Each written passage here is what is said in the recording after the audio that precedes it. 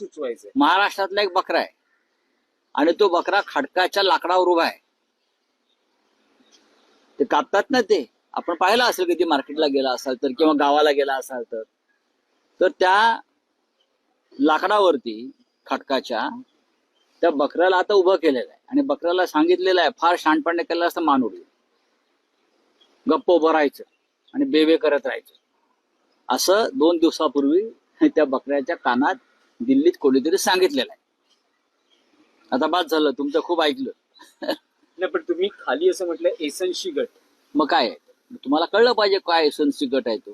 तुम्हाला युबीटी माहिती आहे ना, ते बरोबर तुम्हाला माहित असतं. हा, आणि तुम्हाला एसनसी माहित नाही. अभ्यास करा जरा. नाही, पण राव साहेब, आणखी एक आहे की आज सामना संपादकीय मध्ये तुम्ही काँग्रेसला इंडिया आघाडीची आठवण करून दिली आहे. तुम्ही असं म्हटलं की लोकसभेच्या निकालानंतर इंडिया आघाडी कुठे आहे असे प्रश्न विचारले जातात. त्या प्रश्नांना काँग्रेसनं गुजरातच्या अधिवेशनातून उत्तर देणं गरजेचं होतं. बरं, त्यात मग सामन्यात जर असं म्हटलं असेल तर त्यात चुकीचं काय? आम्ही सगळे काँग्रेस बरोबर जे बांधील आहोत ते एक इंडिया आघाडी गट म्हणून बांधील आहोत, एक ग्रुप म्हणून बांधील आहोत.